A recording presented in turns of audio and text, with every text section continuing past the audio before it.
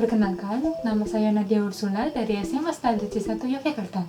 Nah, saya akan menunjukkan kepada kalian semua simulasi power storage yang dapat mengendalikan intermitensi energi alternatif. Nah, penasaran kan seperti apa? Yuk lihat prosesnya bersama-sama.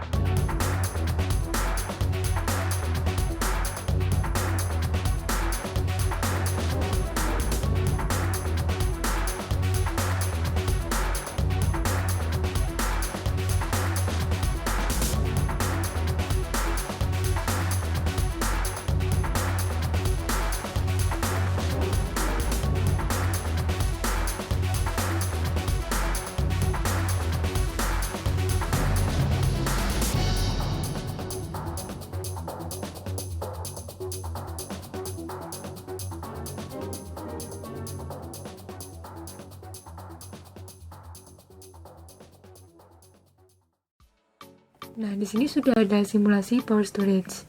Nah, pertama-tama saya akan menjelaskan tentang sumber energi yang dipakai. Yang pertama adalah termoelektrik. Nah, di sini saya menggunakan peltir seperti ini bentuknya. Nah, peltir ini terbaca 7,52 volt. Yang berikutnya adalah photovoltaik. Dan di sini saya menggunakan solar panel yang ada yang ukuran besar dan ada juga yang ukuran kecil. Dan yang berikutnya ada water flow. Nah, water flow ini saya simulasikan seperti ini. Nah, aliran air ini saya simulasikan dengan pompa air karena di sekitar sini tidak ada aliran sungai atau apapun. Nah, yang berikutnya ada wind flow. Nah, wind flow-nya ini seperti ini. Nah, sementara ini tidak menggunakan wind flow karena angin sekitar sini tidak mendukung. Nah, yang terakhir adalah magnetic induction. Nah, magnetic induction ini saya menggunakan trafo. Nah, trafonya seperti ini bentuknya. Nah, keluar terbaca 10-11 volt. Nah, setelah semuanya masuk, semua energi ini akan melalui proses rectifier dan protection, atau istilahnya disalahkan dan diberi proteksi. Semua energi ini akan melalui proses multiplexing dan summing power. Nah, sekarang kita akan melihat bagaimana sih power storage itu bekerja. Nah, tadi kan sudah dijelaskan sumber-sumber untuk proses ini ya. Ya, sekarang yang akan digunakan itu ada termoelektrik, photovoltaik, dan magnetic induction. Ya. Nah, sekarang apa aja sih yang harus alat dan bahan yang akan digunakan? Nah, yang pertama tuh ada switch atau saklar untuk proses pengisian dan pengosongan. Yang berikutnya ada resistor 100 ohm. Dan yang berikutnya, yang utama nih, kapasitor senilai 10 farad. Ya. Yang berikutnya ini ada pengukur arus. Nah, di sini tuh khusus untuk pengisian dan pengosongan kapasitor. Nah, nanti tuh ada muncul nilai positif dan negatif. Nah, positif negatif ini artinya tuh bukan nilai positif atau negatif, tapi positif dan negatif ini menunjukkan arah arus ya. Nah, positif ini nanti untuk menunjukkan pengisian dan yang negatif adalah pengosongan. Yang berikutnya adalah pengukur tegangan. Nah, di sini khusus untuk tegangan kapasitor. Nah, berikutnya yang bawah pengukur arus. Nah, ini pengukur arus beban, khusus untuk beban. Nah, jadi itu nanti di sini ada dua proses, yang satu tanpa beban dan yang kedua dengan beban. Nah, yang terakhir nih DIQ. Nah, DIQ ini berfungsi untuk mengumpulkan semua data proses ini dan akan dikirimkan ke komputer. Nah, nanti di komputer ini akan dihasilkan grafik melalui aplikasi spreadsheet. Ya. Nah, sekarang kita mulai percobaannya.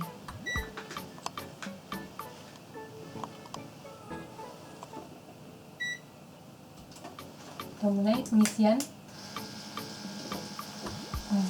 sini menunjukkan arah arusnya, dan kita lihat positif dan arusnya menurun, kemudian tegangannya naik ya. Dan disitu terlihat grafiknya seperti itu non linear ya, non linear dan berbentuk eksponensial.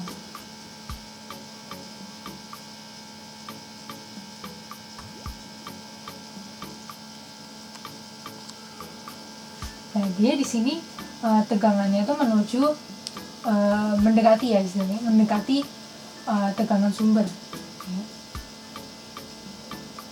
Nah, di sini dia udah mulai mendekati.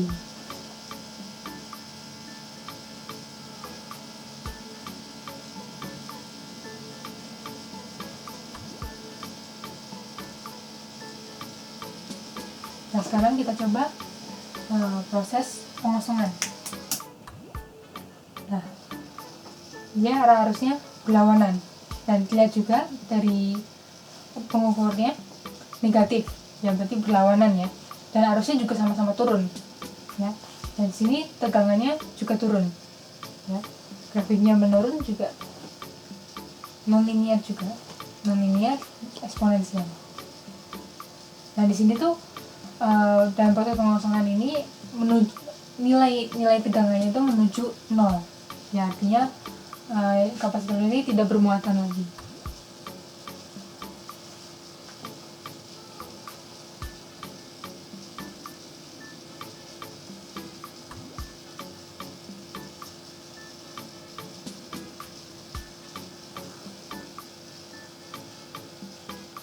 Nah, kira-kira seperti itu prosesnya.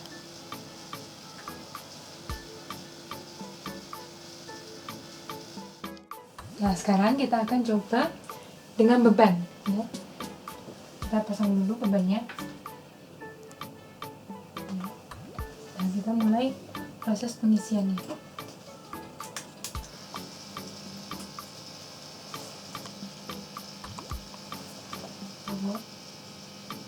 Nah, turun arusnya, tegangan naik, dan kita lihat bedanya. Sini ada arus beban ya, tentu terbaca 25,4 mA ya. Nah, itu juga grafiknya non linear sama kayak tadi. Nah, terus yang membedakannya lagi, ini tegangannya yaitu istilahnya puncak, atau bukan puncak sih, apa namanya, dia menuju lebih rendah dari yang tadi, karena ada tambahan beban, tegangannya dia berkurang ya.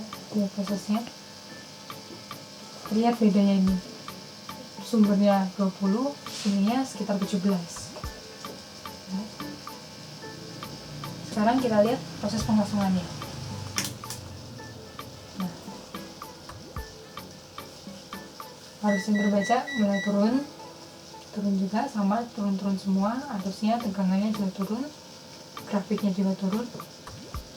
Nah, dia sama kayak pengosongan yang tambah beban, dia menuju 0, sama-sama menuju 0.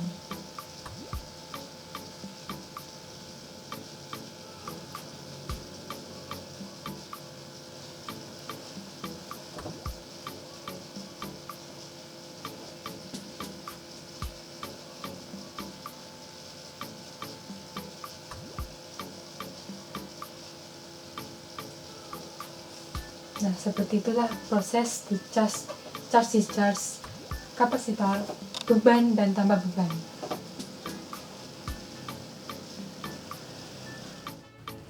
Nah, itu tadi proses atau cara kerja simulasi power storage. Nah, dari simulasi ini dapat disimpulkan bahwa power storage dapat digunakan untuk mengendalikan intermitensi energi alternatif dengan multiplexing dan summing energi listrik. Nah, bisa dilihat tadi semua sumber yang masuk itu diproses dengan cara multiplexing dan summing, atau istilahnya digabungkan dan diseleksi, yang kemudian akan menghasilkan sebuah tegangan. Nah, tegangan ini dijadikan sebagai tegangan sumber si power storage. Nah, itu penjelasan dari saya. Semoga bermanfaat untuk kalian semua. Terima kasih sudah menonton.